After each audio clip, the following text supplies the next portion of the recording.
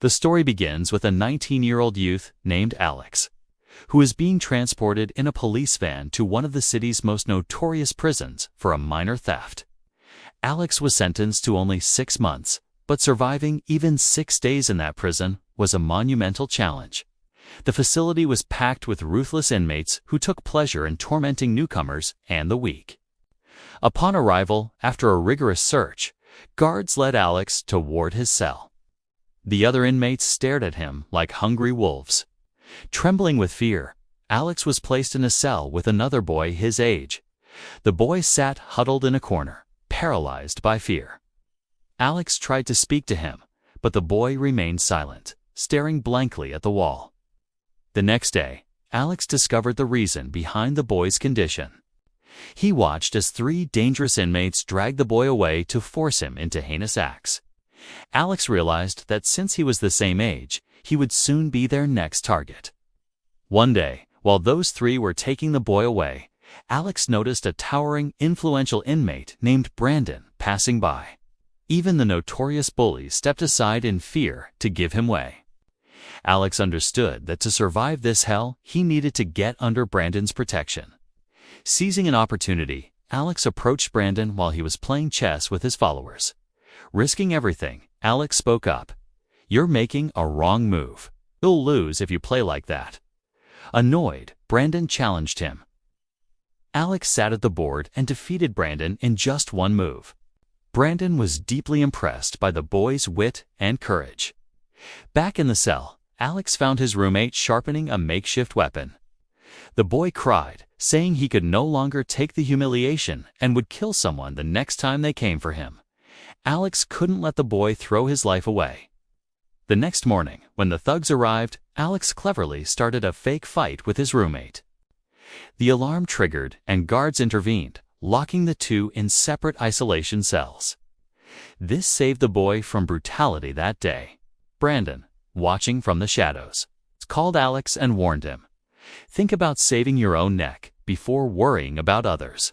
But soon, a tragedy occurred.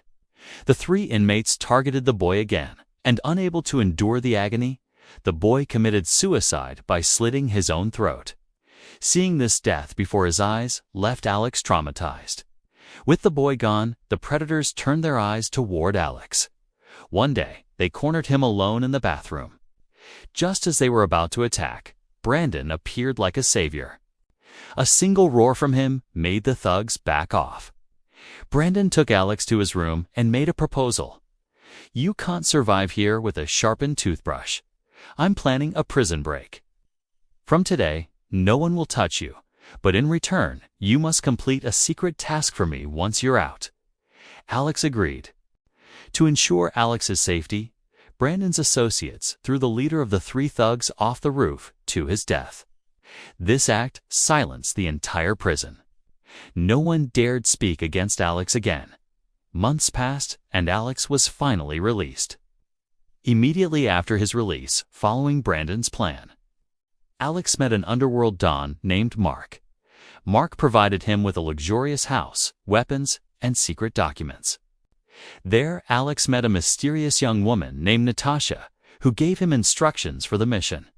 As part of the plan, Alex took helicopter flight training. One day, he hijacked a helicopter at gunpoint and flew it over the prison. Simultaneously, Brandon triggered a riot inside and escaped with his crew via the helicopter. Once Brandon was free, Mark revealed a massive mission. They were to steal a huge quantity of gold from a gold mine. During the preparations, Alex and Natasha fell in love. Natasha confessed that she had entered this dark world out of desperation and wanted to leave everything behind after this final heist. On the day of the robbery, they entered the mine with a perfect plan. Alex disabled the CCTV cameras while Brandon melted the gold into plates. However, as they tried to exit, the police surrounded them. After a bloody shootout, they managed to escape, though their getaway driver was killed. They brought the gold to Mark's hideout, but Mark's true colors emerged. Instead of sharing the gold, he planned to eliminate Brandon and Alex. He even sent hitmen to kill Natasha. Fortunately, Natasha escaped and warned Alex. Brandon and Alex realized they had been betrayed. Brandon dug up his old stash of hidden money, and they traveled to Melbourne with Natasha to track Mark down. They intercepted Mark's men, killed Mark, and reclaimed their gold. The story ends with a major twist. While escaping on a boat, Brandon suddenly pointed a gun at Alex and said, "Now that I have the gold, I don't need you anymore." Alex calmly replied, "Check the suitcase first." Brandon opened it to find iron plates instead of gold. Alex revealed that he and Natasha had swapped the gold earlier. Natasha then called Brandon, threatening to inform the police if he harmed Alex. Enraged, Brandon jumped into the water with Alex, but when he saw that Alex couldn't swim and was truly drowning, his humanity surfaced. He saved Alex. Alex told him, "You saved me in prison, so I won't cheat you. Your share of the gold is kept in a safe place." Alex returned to Natasha, while Brandon was eventually caught by the police and sent back to jail. In prison, Brandon received a letter from Alex.